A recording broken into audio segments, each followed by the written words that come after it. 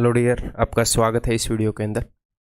इस वीडियो के अंदर हम करने वाले हैं भाई, एक तो छोटा सा कंसेप्ट बताऊंगा, इसलिए नहीं इस कंसेप्ट एक दो क्वेश्चन का ही, और ऊपर से कुछ थोड़ी सी प्रैक्टिस कर लेंगे। जो हमने एग्जिस्टिंग कंसेप्ट सीखे हैं उनके ऊपर थोड़े से बढ़िया सवाल या थोड़े से मिसलेनियस सवाल, थोड़े से मिक्स्ड क्वेश्चंस की प्रैक्टिस हो जाएगी। ठीक है, तो जो बच्चे टीयर 2 के लिए इस वीडियो को देख रहे हैं वो इसको स्किप भी कर सकते हैं, या फिर आप ये सोचकर देख भी सकते हो, क्योंकि प्रोबेबिलिटी है आप जनरली इतना ज़्यादा प्रैक्टिस नहीं करते बाकी टॉपिक्स की तरह। अभी नया नया टॉपिक ऐड हुआ है, तो मान लो एक क्वेश्चन इस टाइप का पूछा गया, थोड़ा सा मिक्स्ड टाइप का, तो आप उसको नहीं कर पाए, तो सारा टॉपिक करने का फिर फ़ायदा नहीं होएगा। तो ये सोचकर आप देख भी सकते हो, वीडियो बहुत ज़्यादा लंबी है नहीं। ठीक है, अब इस असमंजस में मत पड़ना कि सर देखे कि ना देखे, देख ही लो चाहे, कोई दिक्कत नहीं है। ठीक है, एक ऐसा टॉपिक है जो नया नया ऐड हुआ है, आपने इतनी ज़्यादा प्रैक्टिस नहीं करी है, तो इसी बहाने थोड़ी सी और प्रैक्टिस भी हो जाएगी, टाइम वेस्ट नहीं होएगा। मैं इसलिए बोल रहा हूँ क्योंकि एक बच्चा था, वो बोल रहा था कि परमुटेशन एंड कम्बिनेशन के इतने वीडियोस दे दिए, एक वीडियो में ख़त्म करके दे देते। मैं बोल रहा हूँ एक में क्यों, 0 वीडियो में ही ख़त्म कर लो। ऐसे ही मान लो कि परमुटेशन कम्बिनेशन हो गया, बस मन में ये विश्वास ही तो पैदा करना है, हो जाएगा। हाँ, फिर नंबर नहीं आएंगे, वो एक वीडियो से भी नहीं आएंगे, या फिर मैं सारी वीडियो को क्लब करके एक वीडियो दे दूँ। भाई मेहनत करने से मत डरो, मेहनत करनी पड़ेगी। कुछ जीवन में पाना चाह रहे हो तो be ready to earn it. ठीक है, मांग के कुछ नहीं मिलेगा, को अर्न करना पड़ेगा, उसको कमाना पड़ेगा, तो उसके लिए मेहनत करनी पड़ेगी, टाइम और एनर्जी लगाना पड़ेगा। ठीक है, तो स्टार्ट करें फिर एक पॉजिटिव नोट पर कि भाई हम अर्न करेंगे अपनी चीज़ों को, मेहनत लगाने से डरना नहीं है। जब मैं तैयारी कर रहा था तो मैं ऐसे नहीं डर रहा था सर कम क्वेश्चन में टॉपिक करवा था, मैं बोल रहा सर और हैं क्या, सर और करने हैं, सर पक्का बताओ, देखो एग्जाम हो जाना चाहिए, आप मुझे 100 क्वेश्चन और दोगे मैं और कर लूँगा, ये एटीट्यूड होना चाहिए। ठीक है, चलिए जी। तो जैसे कि मैंने पहले आपको बताया था कि म्यूचुअली एक्सक्लूसिव इवेंट्स के ऊपर ये जो अपना थ्योरम है ये बाद में मैं आपको करवाऊंगा कि probability of A union B, या फिर इसको हम बोल सकते हैं प्रोबेबिलिटी ऑफ ए और B is equal to probability of A plus probability of B, मैंने ये बताया था। ठीक है, म्यूचुअली एक्सक्लूसिव इवेंट के लिए probability of A intersection B होती है 0। क्या होता है ये सब कुछ अभी आपको समझ में नहीं आएगा, तो मैं एक एग्जांपल लूंगा तो आपको समझ में आएगा। देखो मान लो मैंने एक डाइस थ्रो की,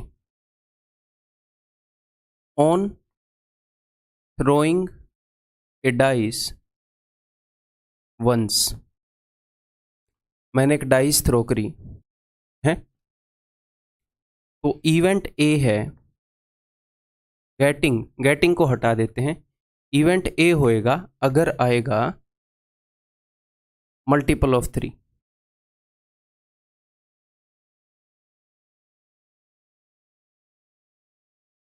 या फिर नए उसी पे कर लें, यहाँ पर फिर जगह नहीं बचेगी, बच जाए, चलो नए उस पे अगला कर लेंगे। ठीक है, इवेंट ए है मल्टीपल ऑफ 3, अगर आया तो इवेंट ए होगा, यानी कि अगर 3 आया और 6 आया तो इवेंट ए हुआ माना जाएगा। और इवेंट बी है गेटिंग एन इवन नंबर, अगर एक इवन नंबर आया तो इवेंट बी हो जाएगा, यानी कि 2, 4 और 6 आए तो इवेंट बी हो जाएगा। ठीक है, अब यहां पर करते हैं, ये है क्वेश्चन 1, ये है एग्जाम्पल 1, बन जाएगी जगह, ये है एग्जाम्पल 2। यहां पर इवेंट ए जो है on throwing a dice once,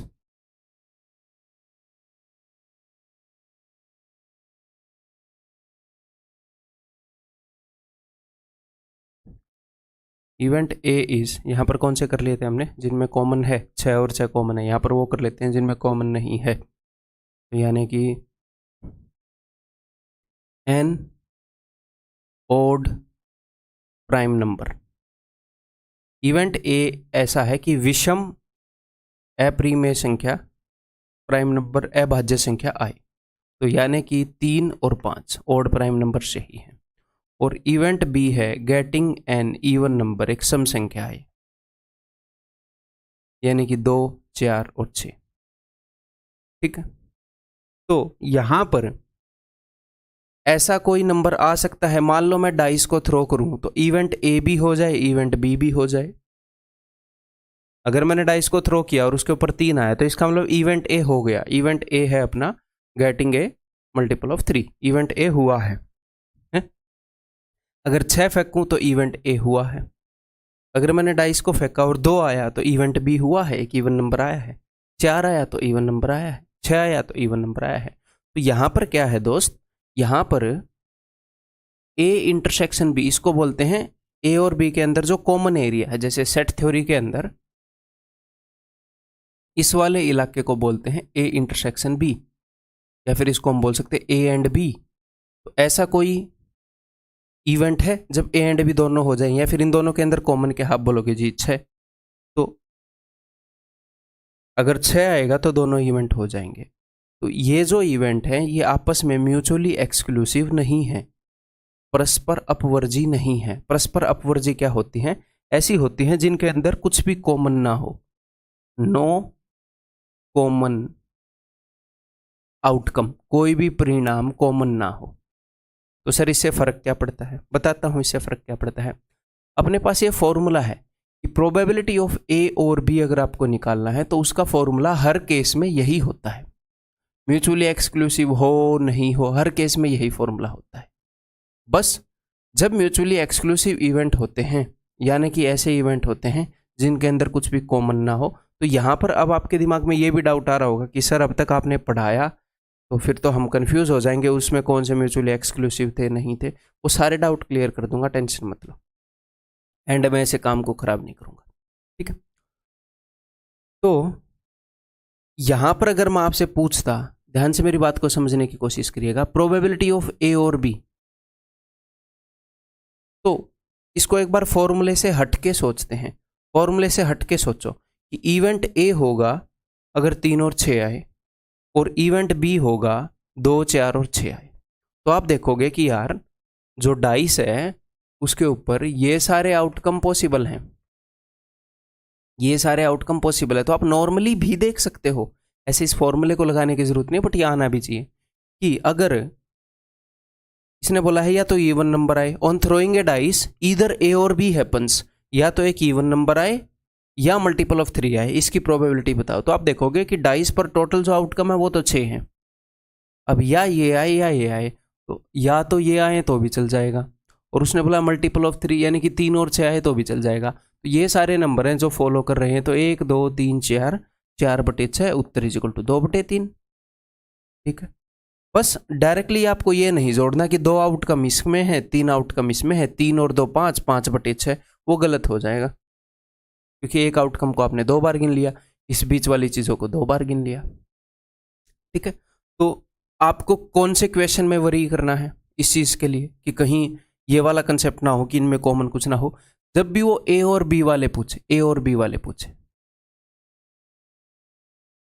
what is the probability of getting this और या वाले पूछे। ठीक है, क्लियर है? एक ऐसा क्वेश्चन करवा भी दूंगा, आपको समझ में भी आ जाएगा वो। तो ऐसे केस में आप या तो ऐसे भी कर सकते हो, टोटल आउटकम गिन लो और फिर देख लो कितने टोटल हैं। जो कॉमन वाला है उसको 2 बार मत गिनना कि 1, 2, 3, 4, 4/6, उत्तर डन। अदरवाइज आप ऐसे भी कर सकते हो भाई, अदरवाइज कि भाई प्रोबेबिलिटी ऑफ इवेंट ए, इसको ऐसे भी कर सकते हो इस फॉर्मूले से। इवेंट ए की प्रोबेबिलिटी है 2/6, इवेंट बी की प्रोबेबिलिटी है 3/6, और इसकी प्रोबेबिलिटी है 1/6। टोटल आउटकम 6 हैं। अगर हमारे फेवर में ए इंटरसेक्शन बी में एक ही आउटकम है तो 1/6, तो ये फिर से हो जाएगी 4/6, या फिर डायरेक्टली गिन लो कि 1, 2, 3, 4, 4/6। ठीक है, ये जो कंसेप्ट है ये वाला ए इंटरसेक्शन बी वाला, ये हमेशा सेम रहेगा। Probability of A intersection B, ये हमेशा probability of A into probability of B रहेगा। हाँ, अगर ऐसा इवेंट है, अब यहां पर मैं आपको बोल लूं, अब मेरी बात को ध्यान से सुनना। अब हम लिखते हैं एग्जाम्पल 3।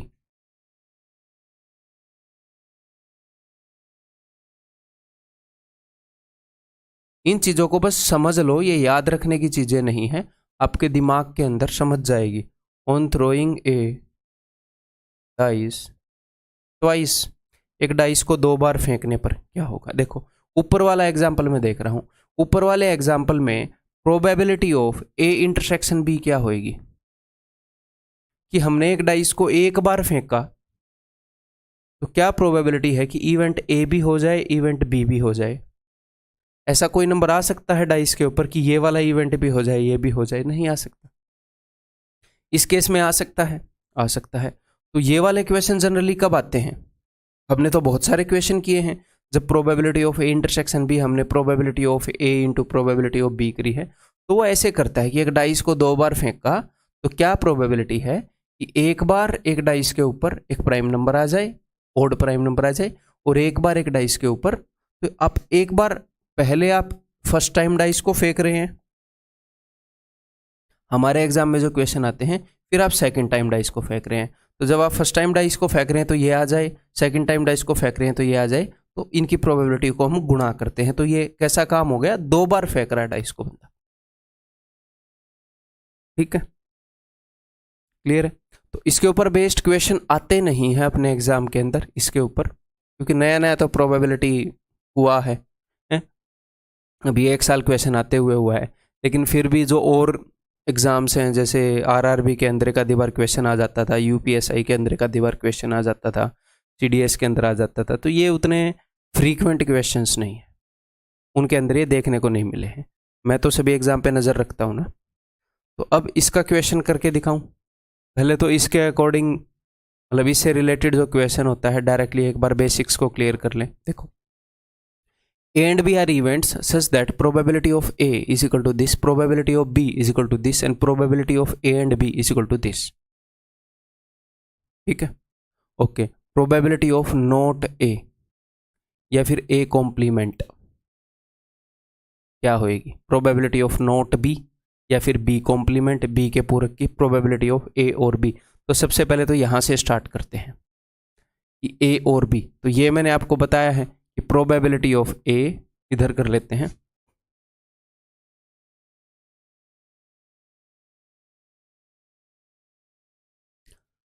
प्रोबेबिलिटी ऑफ A और B is equal to probability of A plus, आप खुद सबको करने की कोशिश करेंगे, minus probability of A intersection B। Simply इस चीज़ को चेक करने के लिए उसने बताया है आपको इक्वेशन, या फिर probability of A and B।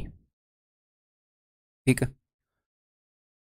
तो प्रोबेबिलिटी ऑफ A कितनी है? 0.42 plus 0.48 minus probability of A intersection B 0.16। तो ये कितना हो जाएगा भाई?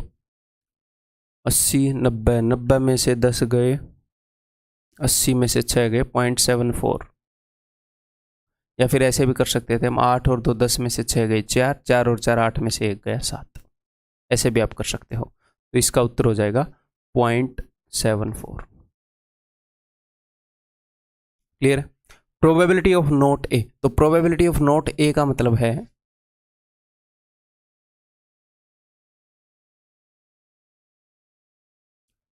कि इवेंट ए के होने की जो प्रोबेबिलिटी है उसके अलावा का सारा केस, उसका कॉम्प्लीमेंट, ये है प्रोबेबिलिटी ऑफ ए कॉम्प्लीमेंट। तो ये मैंने आपको क्या बताया है?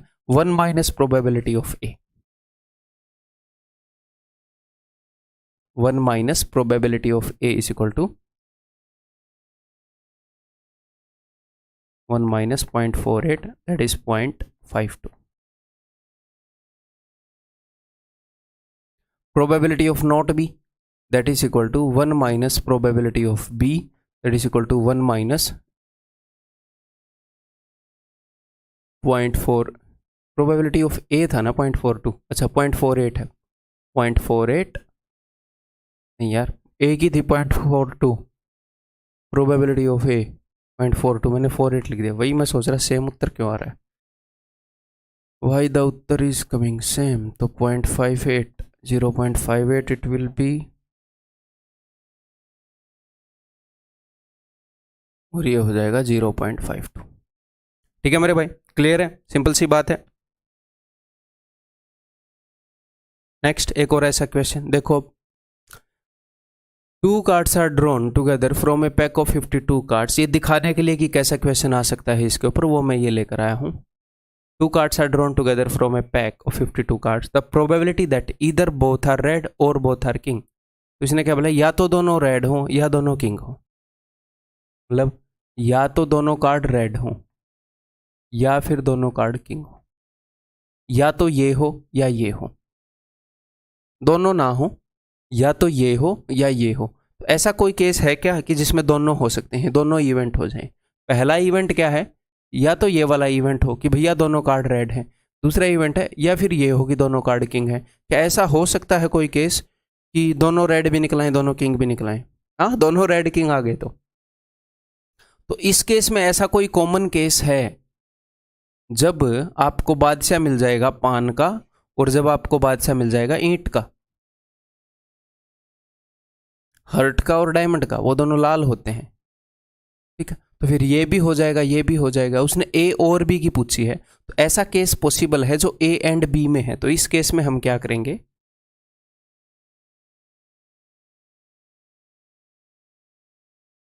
यहां पर उसने हम क्या करेंगे, मान लो ये प्रोबेबिलिटी, ये इवेंट 1 है ये इवेंट 2 है, तो उसने हमसे पूछा है प्रोबेबिलिटी ऑफ इवेंट 1 और 2, या ये हो या ये हो। तो probability of event 1 plus probability of event 2 minus probability of 1 and 2, या फिर 1 इंटरसेक्शन 2। ठीक है, सिंपली। तो मैं क्या करूंगा, मैं नीचे फॉर्मूले से कर रहे हैं इसको, मैं नीचे लिखूंगा टोटल कितने तरीके से पत्ते निकाले जा सकते हैं। 2 पत्ते निकालने हमने, तो 52 पत्तों में से 2 पत्ते निकालने हैं, तो 52C2। ठीक है, ओके। अब इसके कितने केसेस हैं, यहां पर मैं क्या लिख रहा हूं देखो, अब या तो ऐसे कर सकते हो, आप इसको या तो ऐसे कर सकते हो, प्रोबेबिलिटी ऑफ इवेंट 1 की 52C2, पहला इवेंट हो कि मैं 2 पत्ते निकालूं दोनों के दोनों लाल निकले, तो आप 52 में से 2 पत्ते निकालने हैं, कितने वेज में निकल सकते हैं, 52C2। और लाल पत्ते हैं कितने, 26, उन 26 में से निकालने हैं हमने, प्लस मैंने डायरेक्टली 52C2 नीचे ले लिया था बस। प्रोबेबिलिटी ऑफ सेकंड इवेंट कि ये सेकंड वाला इवेंट हो कि 2 पत्ते निकालूं और दोनों के दोनों किंग निकले, तो भैया किंग तो हैं 4 ही, उन 4 में से वो 2 पत्ते आने चाहिए, ये तो प्रोबेबल, ये तो हमें आउटकम चाहिए फेवरेबल। और 52 में से 2 पत्ते निकालने की, ये है टोटल नंबर ऑफ आउटकम्स। अब माइनस पहला इवेंट भी हो दूसरा इवेंट भी हो, तो ऐसे कौन से पत्ते हैं जो इस कंडीशन को भी फॉलो कर रहे हैं, इसको भी, जो लाल भी हैं और किंग भी हैं, तो 2 ही पत्ते हैं ऐसे, 2 लाल किंग हैं बस। तो उन 2 पत्तों में से दोनों के दोनों पत्ते आने चाहिए, 2C2, उन्हीं 2 पत्ते में से दोनों के दोनों आने चाहिए, ये फेवरेबल आउटकम है, और टोटल 52C2। तो मैं इसको डायरेक्टली लिख रहा था, ऐसे डायरेक्टली लिख रहा था मैं इसको। ठीक है, तो इनको जोड़ लेते हैं भाई अलग से करके। 26 × 25/2 यानी कि 13 × 5 = 65, 6 13 दूनी 26 और 6 32। ठीक है, 4C2 = 4C2 हो जाएगा 6 और 2C2 = 1, तो ये कितना हो जाएगा, 6 और 7 300, 7 और 5 12, 332। तो फिर तो हम नीचे वाले को भी सॉल्व कर लेते हैं। 332 52 51 52C2 है, नीचे जाएगा 2 फैक्टोरियल और ये आ जाएगा जी अपना उत्तर। उत्तर विल बी कमिंग। देखो इससे कट रहे हैं, ये 4 से कट रहा है, तो एक 2 मैंने यहाँ से काट दिया और एक 2 यहाँ से काट दूंगा, तो 2 एकम 2, 2 छिके 12, 2 छिके 12, फिर उसके बाद 166 समथिंग, यही है क्या उत्तर? नहीं, ये कट तो रहा है या 17 से, क्या कोई गलती कर दी क्या? 26 × 25/2, 2 से 13 पर 25 × 75, 7 25 एकम 25, 7 और 5 12, ठीक किया है, रेड 26 ही थे। ठीक है, 4C2 4 × 3/2, 4 × 12/2 6, 2C2 एक ही केस पॉसिबल है, ये जोड़ दिया मैंने, घटाना था।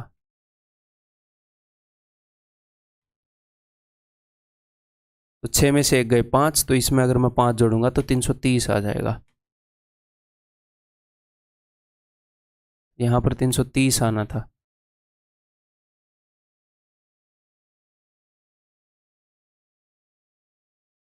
तो ये आ जाएगा भाई 165।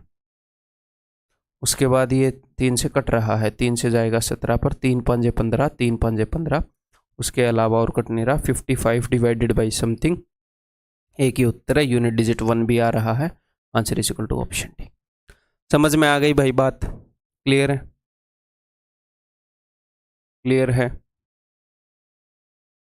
तो चलिए अब हम क्या करते हैं भाई, कुछ मिसलेनियस से, कुछ मिक्स्ड से क्वेश्चंस की प्रैक्टिस कर लेते हैं कि सेम नॉलेज को अलग अलग तरीके से वो कैसे पूछ सकता है। तो 10-12 क्वेश्चन मैं सिर्फ यहाँ पर लेकर आया हूँ, ठीक है। थोड़ा सा और माइंड आपका ओपन अप हो जाएगा।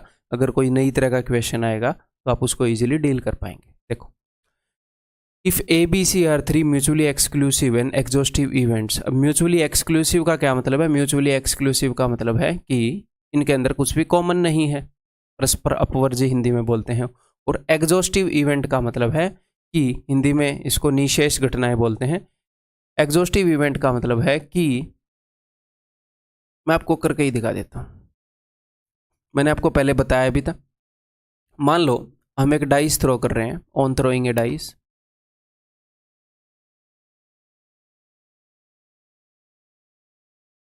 सीधा सीधा मैथमेटिकल भाषा बताऊं कि एक्सक्लूसिव इवेंट का, एग्जॉस्टिव इवेंट का मतलब है कि जो सब कुछ एग्जॉस्ट कर दें, जितने भी पॉसिबल आउटकम है सारे उनके अंदर आ जाएं। सारे पॉसिबल आउटकम एग्जॉस्ट कर दें, यानी कि खत्म कर दें। चीज़ का एग्जॉस्ट हो जाने का क्या मतलब है? खत्म हो जाना, ठीक है। तो देखो, मान लो इवेंट ए है, डाइस थ्रो करने पर getting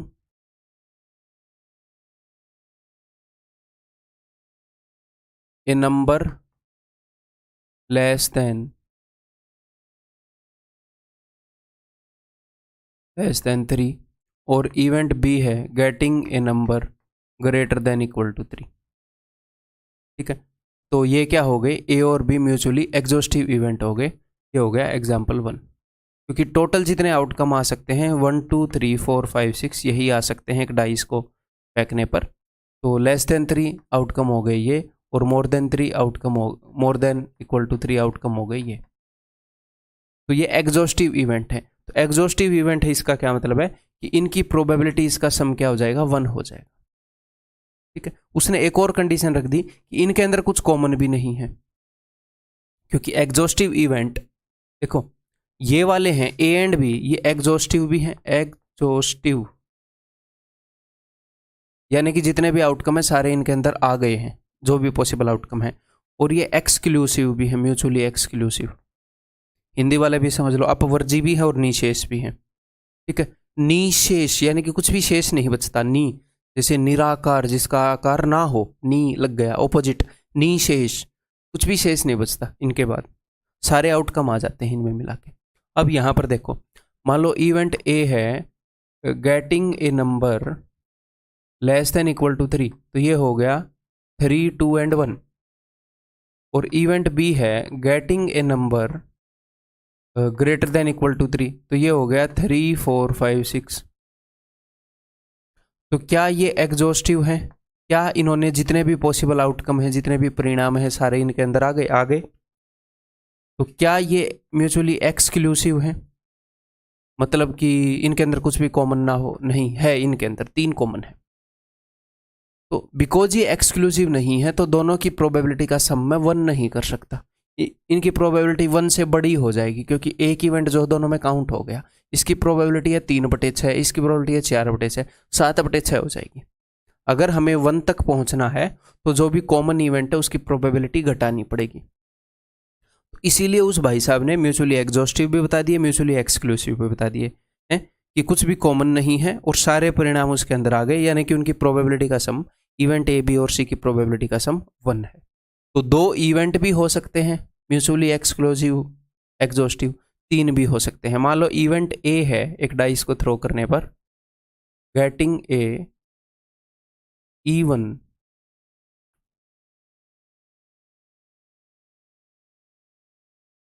getting a odd prime number. तो क्या क्या आ गया इसमें? ऑड प्राइम नंबर में आ गए 3 और 5। ठीक है, अगर मैं इवेंट बी बोलूँ, 3 और 5 के अलावा और क्या ले लें, कंपोजिट नंबर ले लें, इवन नंबर ले लेते हैं। Getting an even number, even number में आ जाएंगे 2, 4 और 6, तो 2, 3, 4, 5, 6। एंड इवेंट सी है कुछ भी, getting a number less then 2, तो यहाँ पर सिर्फ 1 आया। तो क्या ये सारे इवेंट एग्जॉस्टिव हैं, अपवर्जी हैं, कि सारे इन्होंने जितने भी पॉसिबल आउटकम इनमें मिलाकर हो गए हैं? हाँ जी सर, 1, 2, 3, 4, 5, 6, हाँ जी एग्जॉस्टिव भी हैं। क्या ये म्यूचुअली एक्सक्लूसिव हैं? एक्सक्लूसिव भी हैं, मतलब इनके अंदर कुछ भी कॉमन नहीं है।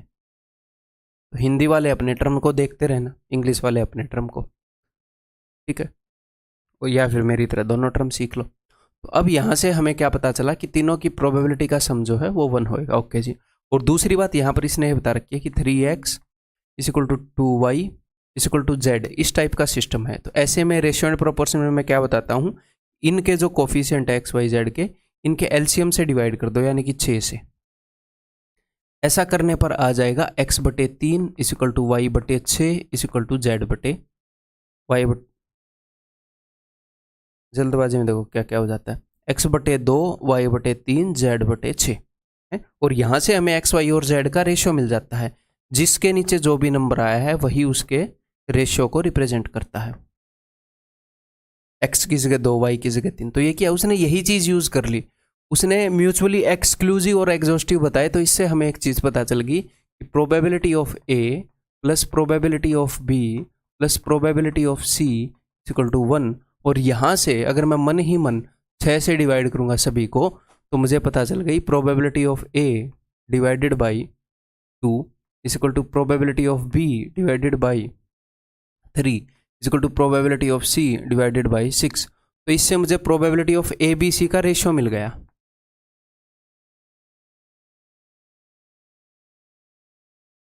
एग्जाम में ऐसे नहीं लिखना P of A, P of B, ABC लिखना, सिर्फ ABC लिखना। यहाँ पर तो ये है कि भाई आपको समझ में आ जाए इसलिए लिख रहा हूँ। तो सबकी प्रोबेबिलिटी का सम है 1, और इस 1 को हमने 2:3:6 रेशियो में बांटना है। तो बताओ प्रोबेबिलिटी ऑफ A क्या है? तो A की प्रोबेबिलिटी क्या है, 6 और 3 9 और 2 11, टोटल 11 में से 2, जो भी इन सब की प्रोबेबिलिटी है उसकी 2/11। तो सबकी प्रोबेबिलिटी तो 1 है, उसका 2/11 कर दूंगा, ये हो जाएगी प्रोबेबिलिटी ऑफ A, यानी कि 2/11। समझ में आ गई बात? एक बार अगर मैं इनमें से गुजारूंगा नहीं, इस तरह के थोड़े से मिक्स टाइप के क्वेश्चन में से, तो पहली बार दिखेगा तो हो सकता है आपके पास अंडरस्टैंडिंग हो एक्सक्लूसिव की, एग्जॉस्टिव इवेंट की, फिर भी हो सकता है ना कर पाओ। तो एक बार गुजारना जरूरी है, इसलिए गुजार रहा हूँ, और सारे रिलेवेंट लेवल पर गुजार रहा हूँ, जो अपने एसएससी लेवल के एग्जाम्स के अंदर जो पूछे जाते हैं। ठीक है, इरिलेवेंट पढ़ाने में एनर्जी स्पेंड करना मेरा शौक ही नहीं है। Out of 100 students 2 section of, तो करो आप ये, अब तक ऐसी नॉलेज आपको मिल चुकी है कि आप इसको कर पाओ। Out of 100 students 2 sections of 40 and 60 are formed. Okay, तो 100 स्टूडेंट है, उसके 2 सेक्शन बना दिए। मान लो सेक्शन 1 के अंदर 40 स्टूडेंट है और सेक्शन 2 के अंदर मान लो 60 स्टूडेंट। अगर आप और आपका दोस्त जाते हैं, उन 100 स्टूडेंट के अंदर आप और आपके दोस्त हैं। ओके जी, what is the probability that, 2 चीज़ों की प्रोबेबिलिटी पूछी है, 2 क्वेश्चन है इसके अंदर। You both enter the same section, तुम दोनों सेम सेक्शन में एंटर कर जाओ। ठीक है, क्या प्रोबेबिलिटी है? अगर तुम दोनों सेम सेक्शन में जाओगे तो या तो तुम दोनों इस सेक्शन में जाओगे या इस सेक्शन में जाओगे। ठीक है, तो निकालें इसकी प्रोबेबिलिटी। तो मान लो 100 जगहें हैं, इस क्वेश्चन को थोड़ा अलग तरीके से देखते हैं। टोटल 100 जगहें हैं, 40 जगह इस सेक्शन के अंदर है, 60 जगह इस सेक्शन के अंदर है। ठीक है, तो आपको एक सेक्शन के अंदर जाना है, आपको 2 सीट चूज करनी है, आपको और आपके दोस्त को। 100 जगह हैं, 100 सीट हैं जिनके ऊपर हम बैठते हैं, आपको 2 सीट चूज करनी है। अगर वो दोनों सीट एक सेक्शन में हुई तो आप एक सेक्शन में हो जाओगे, अलग अलग सेक्शन में हुई तो आप अलग अलग सेक्शन में हो जाए। तो या तो ऐसा होएगा कि आप दोनों यहाँ पर चले जाओगे, तो या तो दोनों सीट आप इन 40 में से कोई भी 2 सीट चूज कर लोगे। कितने तरीके में इन 40 में से 2 सीटें चूज की जा सकती हैं, वो सारे तरीके मैंने यहाँ पर रख दिए। अगर इन 40 में से 2 सीटें आपने चूज करी तो आप सेम सेक्शन में रहोगे। ठीक है, जितने भी तरीके 40 में से 2 सीटें चूज करने के हैं उतने तरीके से आप सीटों को चूज करके सेम सेक्शन में जा सकते हो, या फिर आप दोनों के दोनों सेकंड सेक्शन में जा सकते हो। यानी कि इन 60 में से 2 सीटें भी अगर आप चूज कर लोगे, कोई भी 2, जितने भी तरीके में चूज की जा सकती हैं, तो भी आप सेम सेक्शन के अंदर ही जाओगे।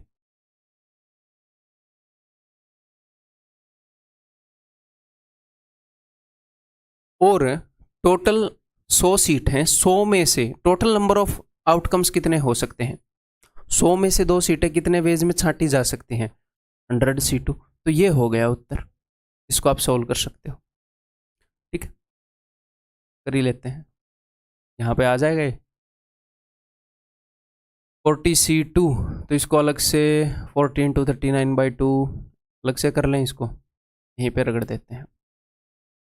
इसको फिर एक और वे से मैं आपको बता दूंगा। 40 × 39/2, तो 40 × 39/2, 2 से 40 को मैंने काट दिया तो 20 × 39 प्लस 60 × 59/2, 2 से मैंने इसको काट दिया 30 × 59। ठीक है, बटे में 100 C2 है ही है। ओके, यहाँ पे इतनी जगह पे तो नहीं होएगा, ये 16 आगे जाना ही पड़ेगा। तो इन दोनों में से मैं कुछ कॉमन ले सकता हूँ। मान लो मैंने यहाँ से 0 काट दी, मैंने 10 कॉमन ले लिया। उसके अलावा मैंने 3 काट दिया, मैंने 30 कॉमन ले लिया टोटल, है ना। ओके, तो यहाँ पर क्या बच गया? कुछ और कॉमन आ सकता है? नहीं आ सकता। 13 दूनी 26, ये 26 हो गया और ये हो गया 59। 26 और 59 को जोड़ लो, 70 और 15 85। ठीक है, डिवाइडेड बाई 100 C2, 100 × 99 बटे में 2। ठीक है, कर लें आप।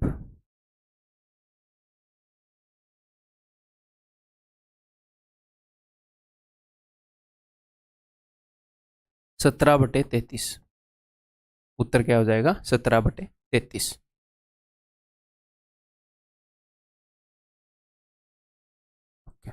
नेक्स्ट उसने क्या पूछा है?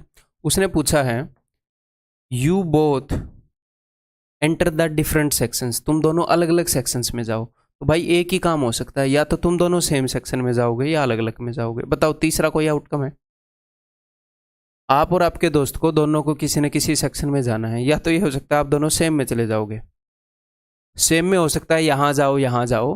मैं ये दोनों चीजें एक दूसरे के कॉम्प्लीमेंट हैं, या तो ये होगा या ये होगा, इसके अलावा यही हो सकता है, इसके अलावा यही हो सकता है। तो फिर इसका उत्तर क्या हो जाएगा? 1 - 17/33। खत्म। अब आप बोलोगे नहीं सर ये निकाल कर दिखाओ, क्योंकि कंसेप्ट तो स्ट्रॉन्ग हमने करना ही है ना। तो देखो, देखते हैं। अगर तुम्हें अलग अलग सेक्शन में जाना है तो या तो तुम इसमें चले जाओगे, दोस्त इसमें चला जाएगा, या तुम इसमें चले जाओगे, दोस्त इसमें चला जाएगा। ऐसा हो सकता है ना कि तुम इसमें गए, दोस्त इसमें गया, तुम इसमें गए, दोस्त इसमें गया। ओके, तो देखो अलग पेज पर कर लेते हैं इसको।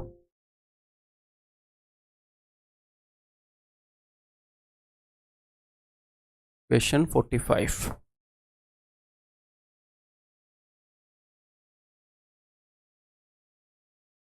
दोनों को अंडरस्टैंडिंग से करते हैं। तो सेक्शन 1 के अंदर हैं 40 बंदे, सेक्शन 2 के अंदर हैं 60 बंदे। तो मान लो दो आप जो बच्चे हो, आप हो ए और बी, आप लोगों के नाम हैं। ऐसा हो सकता है कि ए जो है वो सेक्शन 1 में गया और बी जो है वो सेक्शन 2 में गया, या फिर ये हो सकता है ए जो है वो सेक्शन 2 में गया, बी जो है सेक्शन 1 में गया। इन दोनों में से कोई एक काम होएगा। ओके, तो अगर आप सेक्शन 1 में गए तो 40 में से एक सीट ले ली, 40C1। आप सेक्शन 1 में गए, इसके क्या चांसेस हैं? 40C1।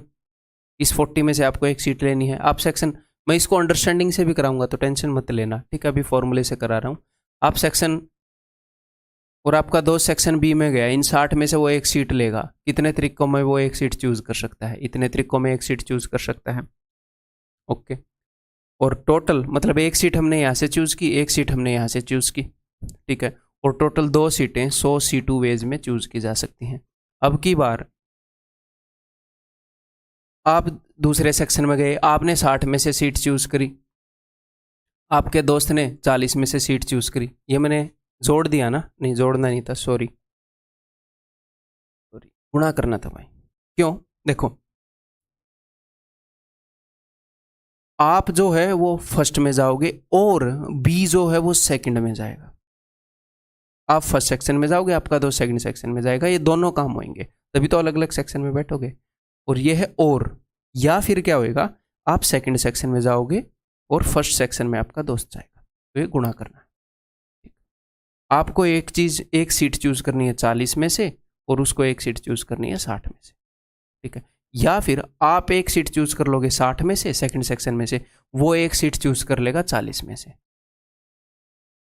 डिवाइडेड बाई, और टोटल कितने तरीके हैं भैया, 2 सीटें चूज करने के टोटल इतने वेज हैं, तो टोटल इतने परिणाम है, हमारे फेवर में इतने परिणाम है। तो अब आपको ये पता लगा यार ये तो सेम चीज है, दिस इंटू दिस कर लो या दिस इंटू दिस कर लो, तो ठीक है, एक ही चीज को निकाल कर डबल कर देता हूं, तो 2 इंटू 40C1 होता है 40, 60C1 होता है 60, डिवाइडेड बाई 100C2, तो 100 इंटू 99 बटे में 2। ठीक, क्लियर है, करें सॉल्व। 20 दूनी 20 पंजे, 5 से जाएगा 12 पर, 3 से जाएगा 33 पर, 3 से जाएगा 4 पर।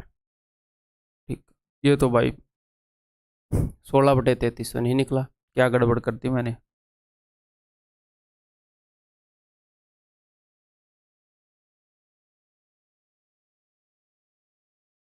बीस दूनी 20 पंजे 5 से 12,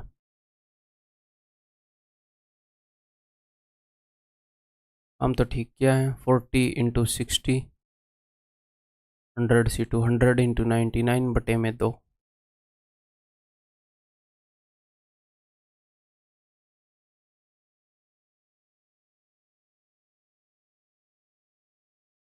सेम चीज़ 2 बार आई है और ये नीचे वाला 2 गया है। What have I done wrong. 20 दूनी 20 पंजे, 20 दूनी 40, 20 पंजे 100, फिर मैंने 5 से काट दिया 12 पर, फिर मैंने 3 चौके 12 कर दिया, 3 से इसको 33 पर काट दिया। ठीक है,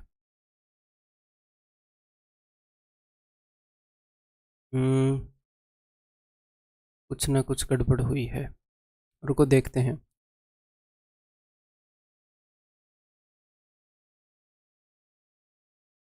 ये बंदा सेक्शन 1 में गया, ये 2 में गया, या तो ऐसे होगा या ऐसे होगा, तो में से 2 सीट छाटनी है, ठीक है।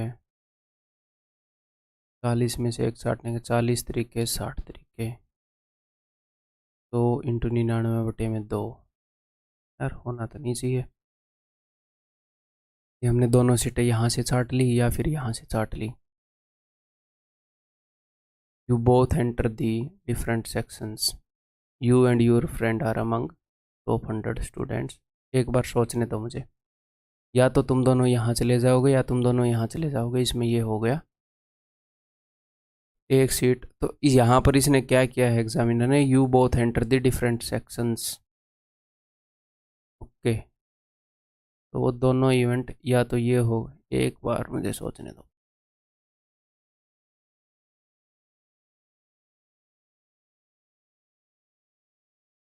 उसने इस केस को कंसिडर नहीं किया कि तुम अलग अलग जा रहे हो, हैं।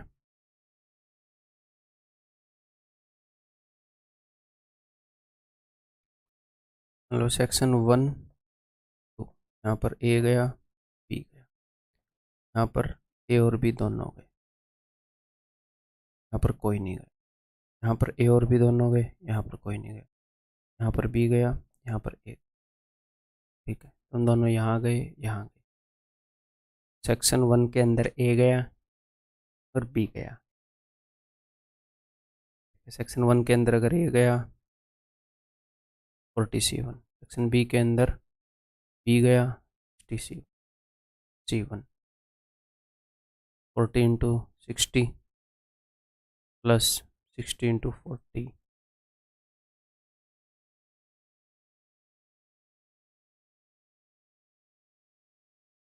अगर ये दोनों अलग अलग सेक्शन में जाएंगे तो उसके साथ कुछ इवेंट कॉमन हो भी नहीं रहा।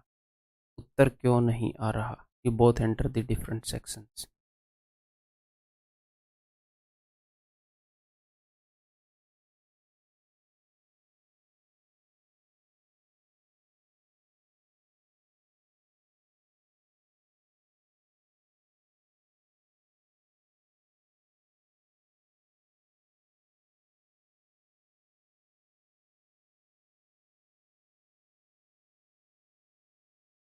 कुछ तो गड़बड़ हो रही है भाई। मैं ये करूँगा, जो भी गड़बड़ हो रही है फ़िलहाल मेरे दिमाग में नहीं आ रही है, मैं एक और स्लाइड यहाँ पर रख देता हूँ, उसके ऊपर इस चीज़ को एक्सप्लेन कर दूंगा मैं आपको। जब ये मिलेगी, क्या बोलते हैं इसको, बोर्ड की एनोटेशन, तो वहाँ पर वो ठीक हुई मिलेगी, अगली स्लाइड के ऊपर मिल जाएगी वो। ठीक है, तब तक हम इसको क्या करें, कंसेप्चुअली जो मैं आपको डिस्कस करने के लिए बोल रहा था कि मैंने अभी तक फॉर्मूले से किया है, हो सकता है तब तक ये ध्यान आ जाए तो तब तक कर लेंगे। मैंने अभी तक फॉर्मूले से किया है, अभी मतलब ध्यान तो क्या आ जाए, मतलब कि पकड़ में नहीं आ रही मामला कहाँ कहाँ पर क्या चीज़ हमने एक्स्ट्रा काउंट कर ली जो डबल प्रोबेबिलिटी आ रही है। ठीक है, उत्तर इससे उल्टा ही है, ये 16/33 ही होएगा, इसका कॉम्प्लीमेंट है। ठीक है, तो चलिए जी, अब हम इसको करते हैं अंडरस्टैंडिंग से। You both enter the same section, तुम दोनों सेम सेक्शन में एंटर कर जाओ। तो ऐसे हो सकता है कि देखो, जो फर्स्ट सेक्शन है उसमें आप चले गए, एक बंदा चला गया। जो सेकंड सेक्शन है, सॉरी, दोनों बंदे फर्स्ट में चले गए। अंडरस्टैंडिंग से करते हैं कि दोनों बंदे फर्स्ट सेक्शन में चले गए, या फिर क्या होएगा, और दोनों बंदे सेकंड सेक्शन में चले गए, है ना। तो देखो क्या प्रोबेबिलिटी है कि जो पहला बंदा है, अब मैं इसको कंसेप्ट से कर रहा हूं ना कि फॉर्मूले से। ठीक है, क्या प्रोबेबिलिटी है कि जो ए है, जो आप है, सिंपली दो बंदों को मत लेना, यहां पर दो काम है, दो काम है, उनकी प्रोबेबिलिटी को मैं गुणा करूंगा, फिर ऐड करूंगा, फिर यहां पर दो काम है। ठीक है, क्या प्रोबेबिलिटी है कि एक बंदा जो है फर्स्ट सेक्शन का है। फर्स्ट सेक्शन में कितने बंदे हैं, 40 हैं, 100 में से क्या प्रोबेबिलिटी है कि आप फर्स्ट सेक्शन में जाओगे। आप जो सीट चूज करोगे रैंडमली, वो फर्स्ट सेक्शन की सीट होगी, तो वो है 40/100, क्योंकि फर्स्ट सेक्शन में 40 बंदे हैं। आप फर्स्ट सेक्शन में चले गए, फिर क्या प्रोबेबिलिटी है कि आपका दोस्त भी फर्स्ट सेक्शन में ही जाएगा, वो भी एक फर्स्ट सेक्शन की सीट चूज करेगा। टोटल 99 सीट अवेलेबल है, तो फर्स्ट सेक्शन में 39 सीट बची हैं, तो 99 में से 39 फर्स्ट सेक्शन की हैं, तो 39 आउट ऑफ 99 ये प्रोबेबिलिटी है कि वो जो रैंडमली सीट चूज करेगा वो फर्स्ट सेक्शन की होगी। प्लस मान लो आपने सीट चूज करनी है, तो क्या प्रोबेबिलिटी है कि आप जो सीट चूज करोगे वो सेकंड सेक्शन की ही सीट होगी, तो 60/100 ये प्रोबेबिलिटी है, क्योंकि टोटल 100 आउटकम है, 60 आपके फेवर में है। और ऐसे ही क्या प्रोबेबिलिटी है कि उसके बाद आपका दोस्त सेकंड सेक्शन की सीट चूज करेगा, तो वही 59 सीट बची है सेकंड सेक्शन की, 99 टोटल सीट, उनमें से 59 चूज करनी है। तो ये वही हो जाएगा जो हमने पीछे किया है, यही। अब आप बोलोगे कि ये यहाँ पर 20 × 39 है, ये नीचे 100 C2 था ना, 2 ऊपर आकर मल्टीप्लाई होएगा। जब आप इसकी कैलकुलेशन करोगे तो सेम आ जाएगा वही 17/33। ठीक है, अब कंसेप्चुअली दूसरे क्वेश्चन को करते हैं, एक बार फिर से कोशिश करते हैं कि हम कहाँ पर गड़बड़ कर रहे हैं ये देखने। ठीक है, दूसरा केस है कि फर्स्ट सेक्शन के अंदर ए गया एंड सेकंड सेक्शन के अंदर बी गया, फिर और फर्स्ट सेक्शन के अंदर बी गया एंड सेकंड सेक्शन के अंदर ए गया। तो क्या प्रोबेबिलिटी है, इसको हम ऐसे करेंगे, इसी तरीके से रिप्रेजेंट कर लेता हूं मैं, ये अच्छा लगा मेरे को कि फर्स्ट सेक्शन सेकंड सेक्शन में ए गया, कि फर्स्ट सेक्शन के अंदर ए गया और सेकंड सेक्शन के अंदर, दोनों को अलग अलग सेक्शन में जाना है, बी गया। या तो ये होएगा, या फिर दूसरे तरीके से करता हूं मैं इसको रिप्रेजेंट, ए और बी में कर लेता हूं कि ए फर्स्ट सेक्शन में गया एंड बी सेकंड सेक्शन में गया, या फिर क्या हो सकता है, ए सेकंड सेक्शन में गया और बी फर्स्ट सेक्शन में गया। ठीक है, अगर ए, क्या प्रोबेबिलिटी है कि ए अगर सीट को चूज करे तो फर्स्ट सेक्शन में सीट चूज हो, तो फर्स्ट सेक्शन में 40 सीटें हैं, तो 40/100। अब क्या प्रोबेबिलिटी है कि बी जो चूज करे वो सेकंड सेक्शन में ही चूज हो, तो सेकंड सेक्शन में 60 सीटें हैं, 60/99, क्योंकि टोटल 99 सीट हैं, उसमें से उसने 60 चूज करनी है। प्लस क्या प्रोबेबिलिटी है कि, या तो फिर ये होएगा कि ए सेकंड सेक्शन में चला जाएगा, कि ए जो सीट चूज करे वो सेकंड सेक्शन में हो, 60/100।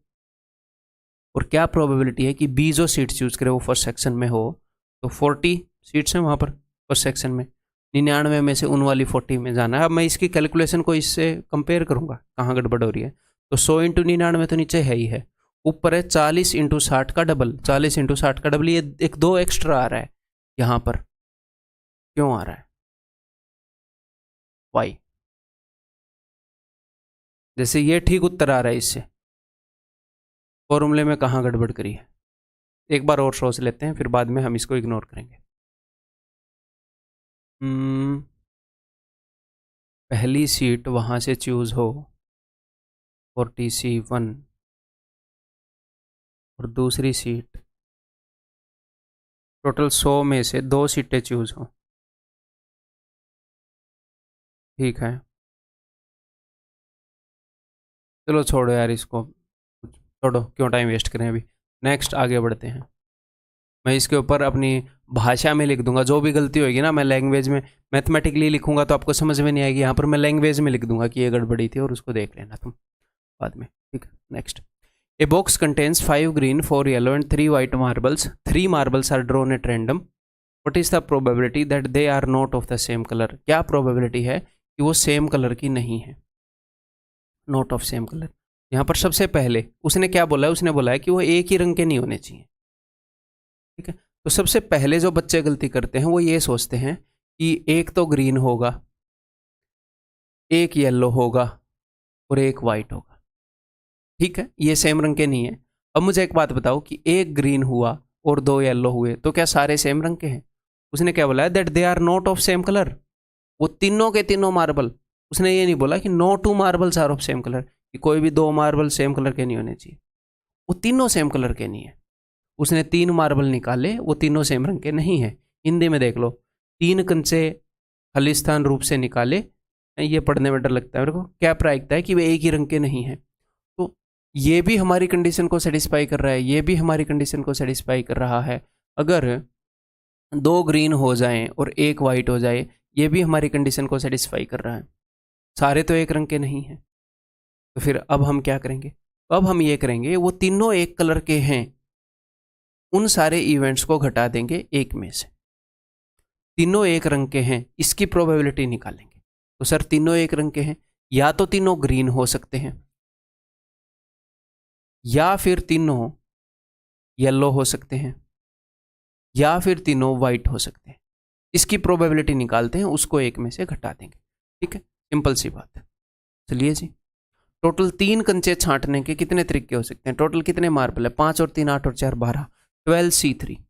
12 में से 3 मार्बल छांटने के टोटल इतने तरीके हैं।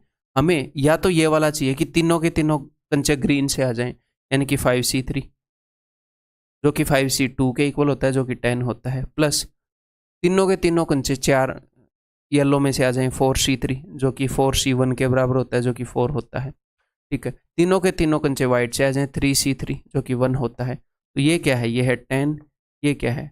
ये है 4, और ये क्या है? ये है 1। 10 और 4 14, 1 15, 15 बटे में 12 इंटू 11 इंटू 10 बटे में 3 फैक्टोरियल, ठीक है भाई। तो 3 दूनी 6, दूनी 12, 5 तिये 15, 5 दूनी 10, 3 बटे 44। अब इसको उत्तर मत मार देना। ये है कि all are of same colour, ये किस चीज की प्रोबेबिलिटी है? All are of same colour. जिन जिन सिचुएशन में वो सारी सेम कलर की हो सकती थी, तीनों ग्रीन, तीनों येलो, तीनों वाइट, वो सारे केस मैंने इस डिब्बे में बंद कर दिए। इस डिब्बे के बाहर जो भी केस हैं वो ऐसे हैं कि तीनों सेम रंग के नहीं है। हो सकता है 2 सेम रंग के हो जाएं, हो सकता है तीनों अलग अलग भी हो जाएं, बट तीनों सेम के नहीं है। तो इस प्रोबेबिलिटी को मैं घटा दूंगा 1 - 3/44, तो उत्तर हो जाएगा 41/44, that is equal to option D. ठीक, क्लियर है? Next, a piggy bank has 12, 5 और 7 कॉइन। 10 रुपए के 12 कॉइन हैं, 5 रुपए के 5 कॉइन हैं, 2 रुपए के 7 कॉइन, ठीक है। If 2 coin are drawn at random, then what is the probability that one is ₹10 and another is ₹5? तो 1 ₹10 का कॉइन हो। उसने ये नहीं बोला पहला ₹10 का हो सकता है पहला 5 रुपए का हो। तो मैं इनके ऑर्डर को भी देखूंगा। मैंने मान लिया कि पहला ₹10 का कॉइन निकला, उसकी क्या प्रोबेबिलिटी है? तो 10 रुपए के कॉइन हैं कितने? ₹10 के 12 कॉइन है, ठीक है जी। और टोटल कितने कॉइन है? टोटल 24 कॉइन है। ₹5 को कॉइन है कितने? मान लो मैंने एक कॉइन निकाला, क्या प्रोबेबिलिटी है कि वो 10 का निकलेगा? टोटल 24 कॉइन है, 10 के 12 कॉइन है। अब मैं अगला कॉइन निकाल रहा हूँ, तो टोटल 23 कॉइन बचे हैं, क्या प्रोबेबिलिटी है कि वो 5 का निकलेगा? ₹5 के 5 ही कॉइन है, ये है। अब ये ज़रूरी थोड़ी है कि पहला 10 का होगा बाद में 5 का होगा, पहले 5 का बाद में 10 का हो सकता है। उसका क्वेश्चन ये नहीं है कि हमने 2 रैंडम कॉइन निकाले तो पहला कॉइन 10 का है और दूसरा 5 का, ये बताओ। उसने बोला एक 10 का है एक 5 का है, तो इनका ऑर्डर भी मैटर करता है। हो सकता है पहले 5 का और बाद में 10 का आ जाए। Into 2, this will be your उत्तर। 12 और 2 से 24 गया, 5/23 इज द आंसर। ठीक। 3 boys A, B and C and 4 girls D, E, F and G। ठीक, ये सिट इन ए रो, एक रो में बैठ रहे हैं। Find the probability that C and G always sit together. क्या प्रोबेबिलिटी है कि C और G जो हैं वो इकट्ठे बैठेंगे? ठीक है जी। तो प्रोबेबिलिटी निकालने का क्या तरीका होता है? प्रोबेबिलिटी क्या होती है? प्रोबेबिलिटी होती है नंबर ऑफ फेवरेबल आउटकम्स, जो आउटकम हमारे फेवर में है, ठीक है, और नीचे होता है टोटल नंबर ऑफ आउटकम्स। तो मुझे एक बात बताओ, टोटल कितने तरीकों, कितनी अरेंजमेंट पॉसिबल है? टोटल नीचे मैं लिखूंगा total number of arrangements possible, और ऊपर लिखूंगा total arrangements in which C and G are together. ऊपर मैं लिखूंगा उतनी सारी अरेंजमेंट जिसमें C और G इकट्ठे बैठ रहे हैं। आपको एक मैं बात बताऊं, एक बार एक बंदा, मेरे को ध्यान नहीं है, कोई ये बोल रहा था कि बुधेश सर हिंदी में नहीं पढ़ाते। अरे भाई, मैं इंग्लिश वाले ये बोल रहे तुम इंग्लिश में नहीं पढ़ाते, साउथ वाले बच्चे बोल रहे हैं हिंदी में तुम 35 करते रहते हो, 65 सर एटलीस्ट नंबर तो इंग्लिश में बोल लो। भाई मैं क्वेश्चन इंग्लिश में पढ़ता हूँ, फिर सारा बोलता तो हिंदी में हूँ, समझाता तो हिंदी में ही हूँ, उसी पढ़ाता मैं हिंदी में पढ़ता नहीं, मैं पढ़ता इंग्लिश में हूँ, मैं पढ़ाता हिंदी में हूँ। सब कुछ समझा रहा हूँ हिंदी में, ये लिख रहा हूँ इंग्लिश में, बट मैं बोल रहा हूँ कि जितने भी अरेंजमेंट्स के अंदर C और G इकट्ठे बैठेंगे। ठीक है, तो इंग्लिश में ही पढ़ाना पड़ रहा है नॉर्थ इंडिया के टीचर्स को कंपटीशन में। ठीक, और उसी में पढ़ा रहे हैं सभी। ठीक है, देखो तो टोटल कितने तरीकों से बैठ सकते हैं बंदे? तो 3 बंदे तो ये रहे लड़के, 4 वो लड़कियां हैं, तो 3 और 4 7, तो 7 बंदे एक रो में 7 फैक्टोरियल वेज में बैठ सकते हैं। अब कितने वेज में ये बैठ सकते हैं जिसमें C और G टुगेदर हो? तो मैंने क्या बताया, C और G को एक बोरे में बांध दो ऐसे, और बाकी जो है A, B, D, E, F, तो 1 2 3 4 5 तो ये हो गए, छठा ये बोरा, इस बोरे को इकट्ठे घीसना है, इनको अलग नहीं होने देना। तो 6 फैक्टोरियल वेज में तो ये अरेंजमेंट हो जाएंगी, हमने परमुटेशन में किया है, और ये आपस में भी 2 फैक्टोरियल वेज में अरेंज हो सकते हैं, जो कि होता है 2। ठीक है, अब 7 फैक्टोरियल को आप कैसे लिख सकते हो? 7 × 6 फैक्टोरियल, है ना? तो 6 फैक्टोरियल से 6 फैक्टोरियल गया, 2/7 इज द आंसर। तो देखो परमुटेशन एंड कॉम्बिनेशन का बहुत ही बेहतरीन यूज हुआ इस क्वेश्चन के अंदर। तो मतलब प्रोबेबिलिटी का उतना यूज नहीं हुआ जितना परमुटेशन एंड कॉम्बिनेशन का हुआ। हालांकि जो C, P ये यूज हो सकते हैं प्रोबेबिलिटी में, वो तो यूज होते ही हैं, बट ये तो प्योर परमुटेशन एंड कॉम्बिनेशन के ऊपर बेस्ड है, और कहने को क्वेश्चन है प्रोबेबिलिटी का, तो इसलिए वो मैं साथ साथ करवा रहा हूँ। ये दोनों परोठे और मक्खन की तरह हैं, ये साथ आते हैं। A box has 3 red balls and 5 green balls. A few blue balls are added to the box such that the probability that blue balls are drawn out become 1:3। तो देखो रेड बॉल है कितनी? 3, और ग्रीन बॉल्स है कितनी?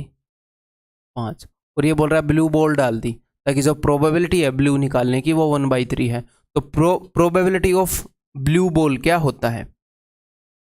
Blue ball कितनी है बटे में टोटल बॉल कितनी है, यानी कि अगर टोटल बॉल 3 है तो ब्लू बॉल 1 है, तो यानी कि अगर टोटल बॉल 3 है तो ब्लू बॉल है 1। अगर टोटल बॉल 3 है तो ब्लू बॉल है 1, तो बाकी की बॉल कितनी होगी? 2। अगर ये 2 यूनिट है तो ये 1 यूनिट है, तभी इसकी प्रोबेबिलिटी 1/3 होगी। तो 5 और 3 8, 2 का 4 गुना है 8, तो 1 का 4 गुना क्या है 4, तो ब्लू बॉल उसने 4 डाली थी। ठीक है, एक्स वैक्स लेके करने की जरूरत नहीं है, कर सकते हो बट वैसे करने की जरूरत नहीं है। ये और देखो उसी टाइप का क्वेश्चन है। A shopkeeper has 120 phones, some are Samsung and other are नोकियाज।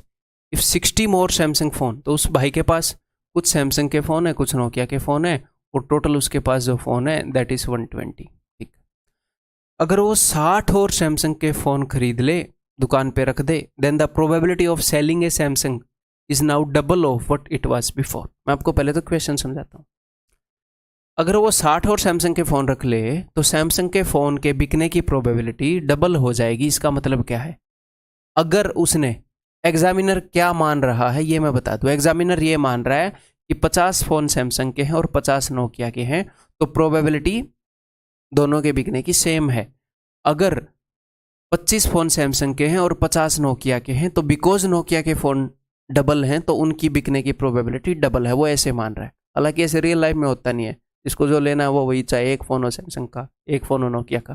ठीक है, कि जिसके फ़ोन ज़्यादा है उसके बिकने की ज़्यादा प्रोबेबिलिटी है। वो ये मान रहा है कि कस्टमर रैंडमली एक फ़ोन खरीद लेगा, तो नोकिया के ज़्यादा है तो नोकिया के ज़्यादा बिकेंगे। ठीक है, चलो कोई नहीं, तो ये बता दिया मैंने कस्टमर क्या मान रहा है। इस तरह के क्वेश्चन आ जाते हैं आपके एग्जाम में। ठीक है, तो मैंने मान लिया कि सैमसंग के फ़ोन थे एक्स और नोकिया के फ़ोन थे 120 माइनस एक्स हो जाएंगे, फिर टोटल 120 फ़ोन थे। ठीक है, तो पहले सैमसंग का फ़ोन बिकने की प्रोबेबिलिटी क्या थी, x आउट ऑफ 120। ठीक है, अब वो 60 फ़ोन और ले आया सैमसंग के, तो अब टोटल कितने फ़ोन है दोस्त, टोटल फ़ोन है 120 प्लस 60, 180 है ना। और सैमसंग के कितने फ़ोन है x प्लस 60, और अब जो प्रोबेबिलिटी है, अब ये प्रोबेबिलिटी है 180 में से x प्लस 60 है, ये डबल है पहले वाली की, यानी कि पहले वाली प्रोबेबिलिटी को 2 गुना करूंगा तो ये आएगी। बस वो इतना कहना चाह रहा है, the guy is saying this much. तो 2 से डिवाइड करेंगे ये आएगा 60, से डिवाइड करेंगे आएगा 3, 3x is equal to x plus 60, और 2x equal to 60, x equal to 30। अगर x 30 है, x की वैल्यू 30 है, तो नोकिया की 120 माइनस 30 90। नोकिया के फ़ोन उसने पूछे हैं कितने हैं, 90। नोकिया के फ़ोन कितने हैं, 90। Next, the probability of Mihir solving A question is 5/8। Mihir एक क्वेश्चन को सॉल्व कर देगा, उसकी प्रोबेबिलिटी है 5/8। नहीं करेगा उसकी प्रोबेबिलिटी है 1 - 5/8। ठीक है, मिहिर को कोई क्वेश्चन दो, वो उसको सोल्व कर देगा, उसकी प्रोबेबिलिटी है 5/8। वो सोल्व नहीं करेगा, उसकी प्रोबेबिलिटी है 1 - 5/8। 8 में से 5 बार वो प्रॉब्लम को सोल्व कर देता है, 3 बार वो नहीं कर पाता है। ठीक, he appears for an exam which has 3 questions. What is the probability he will not be able to solve any question? कि वो किसी भी क्वेश्चन को सोल्व ना करे, पहले को भी ना करे, दूसरे को भी ना करे, तीसरे को भी ना करे। ठीक है, पहले क्वेश्चन को सोल्व नहीं करेगा, उसकी प्रोबेबिलिटी है 3/8। दूसरे को नहीं करेगा, उसकी भी 3/8। तीसरे को नहीं करेगा, उसकी भी 3/8। ठीक है, ये तीनों काम होने चाहिए, पहला भी सोल्व ना हो, दूसरा भी सोल्व ना हो, तीसरा भी सोल्व ना हो। तो कोई भी सोल्व ना हो क्वेश्चन उससे, उसकी प्रोबेबिलिटी है 27/512। ठीक है, क्लियर है। नेक्स्ट, ये देखो, तो ये क्वेश्चन करवाने जरूरी है, थोड़ी सी सोच ओपन अप होएगी हर तरह के क्वेश्चन को लेकर। फिर कुछ भी क्वेश्चन आएगा, आना एक क्वेश्चन है, अगर 1 घंटा पढ़ के एक क्वेश्चन नहीं हुआ और 1.5 घंटा पढ़ के वो हो रहा है, तो फिर 1.5 घंटा पढ़ना चाहिए। ये है बस। 2 digit numbers are formed from the digits 4, 5, 6 and 7. Find the probability that the number is divisible by 3. तो सबसे पहले तो मैं देखूंगा, तो देखो probability that the number is divisible by 3, ये होएगा 3 से डिविजिबल कितने नंबर बन रहे हैं, डिवाइडेड बाई टोटल कितने नंबर बन रहे हैं, कंडीशंस के अंदर रहते हुए 2 डिजिट नंबर। तो टोटल कितने 2 डिजिट बन सकते हैं, टोटल 2 डिजिट नंबर कितने बन सकते हैं। तो 2 डिजिट नंबर बनाने का सिंपल सा क्राइटेरिया है कि 2 जगह को भर दो। इस जगह को भरने के लिए अपने पास कितनी चॉइस है, 1 2 3 4। हालांकि ये क्वेश्चन अधूरा है, यहां पर मैं एक बात बोल सकता हूं, repetition of digits is allowed, ये लिख लो। ठीक है, कि repetition of the digits is allowed, ऐसे लिख लो। क्लियर है, क्वेश्चन अधूरा है वो बात लिखी मिलेगी, ऐसे मान लो। तो टोटल 1 2 3 4 डिजिट हैं, तो यहाँ पर 4 डिजिट में से कोई भी आ सकता है और यहाँ पर भी 4 डिजिट में से कोई भी आ सकता है। इन्हीं नंबर से अगर मैंने नंबर बनाना है तो 44 बना सकता हूँ, 55 बना सकता हूँ, तो टोटल 16 नंबर बन सकते हैं। अब 3 से डिविजिबल कितने नंबर बन सकते हैं? अब 3 की डिविजिबिलिटी क्या है? 3 की डिविजिबिलिटी है कि सम जो है सम 3 से डिविजिबल होना चाहिए, ठीक है। तो पहले मैं एक एक नंबर को पकड़ के बनाऊंगा। 4 और 4 44, 45 नहीं 44, 45 बन सकता है, 45 बन सकता है तो 54 भी बन जाएगा। 4 और 5 का सम 3 से डिविजिबल है तो 5 और 4 का भी होएगा, ठीक है। 46 47 नहीं, सम डिविजिबल नहीं है 3 से। अब 5 और 4 तो मैं ऑलरेडी बना चुका हूँ, 5 और 5 नहीं, 5 और 6 11, 5 और 7 12, हाँ जी 5 और 7 तो बन गया, तो 7 और 5 भी बन जाएगा, 7 में लपेट दो, ठीक है। 6 और 4 नहीं, 6 और 5 नहीं, 6 और 6 जी हाँ इसको छोड़ देंगे कई बंदे, 6 और 6 हाँ जी, 6 और 7 नहीं, 7 और 4, अब 7 के साथ सब कुछ ले चुके हैं, पुराने वालों से सारे संबंध हम बना चुके हैं, 7 और 4 7 और 5 7 और 6 7 और 6, 1 2 3 4 5, टोटल 5 नंबर हैं, तो बस आ जाएगा 5/16, ऑप्शन डी, ठीक।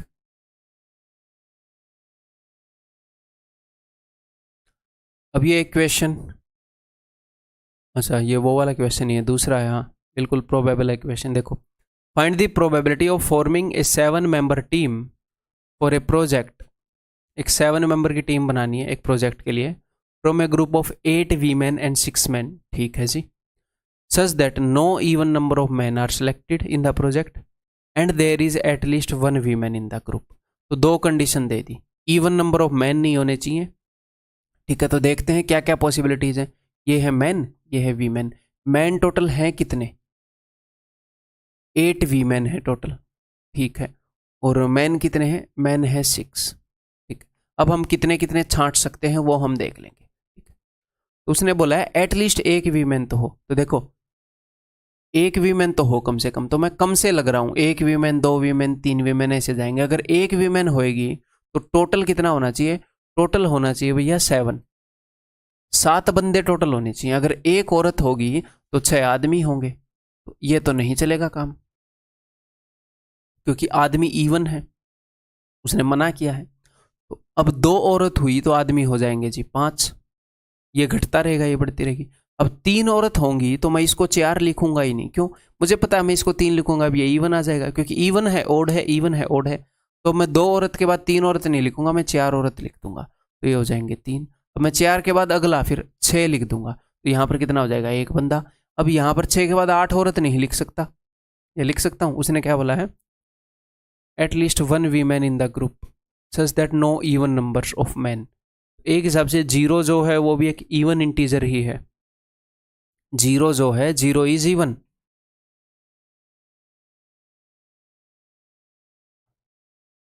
ठीक है, इवन नंबर की डेफिनेशन से। तो हम यहां पर ये नहीं करेंगे कि 8 वीमेन कर ली और 0 मैन कर लिए। उसने ये बोला है कि no even numbers of man are selected, तो जिस भी बंदे ने इक्वेशन बनाया है ये देखते हैं उसने इस कंसेप्ट का यूज किया है कि नहीं, ठीक है। अगर उसने नहीं किया तो भी यही सत्य है, किया है तो बढ़िया बात है, ठीक है। चलिए जी देखते हैं। तो 8 वीमेन और 0 मैन हम नहीं कर सकते, ये मैं केस लिख देता हूं यहां पर।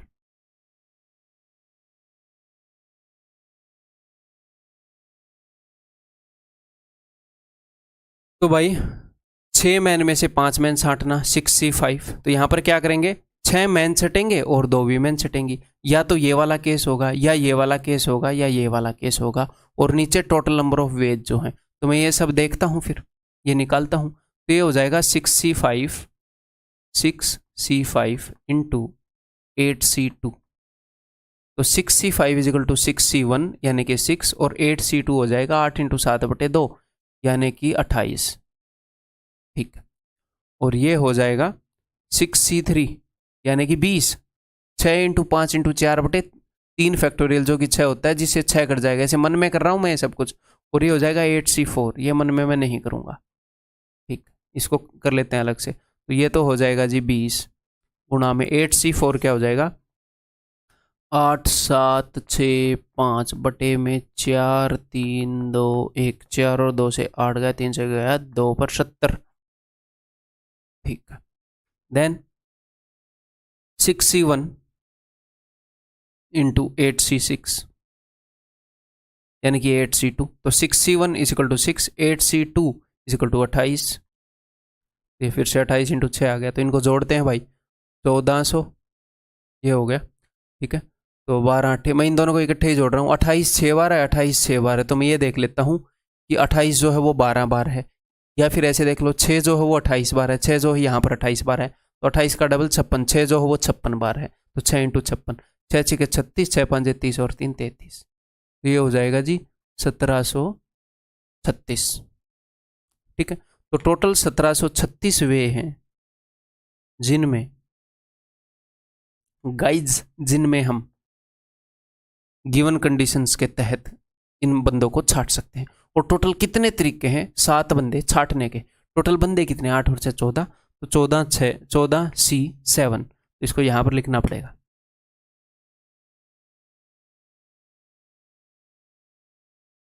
तो जो टीयर 2 वाले हैं वो इन क्वेश्चन की टेंशन ना ले, एक बार देख लें, जितना भी आया है that is more than enough, वैसे समझ में आ ही जाएगा आपको।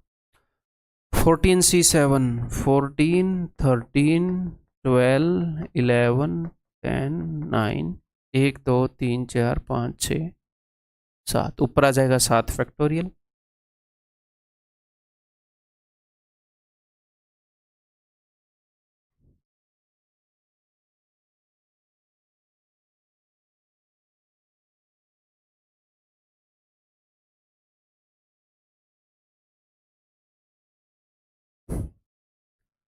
छः 5 30 होता है, 10 और 9 90 होता है, तो 30 3 90, ये 8 से कट रहा है, 8 दूनी 16, 8 से कट रहा है ये, 8 दूनी 16, 8 एक कम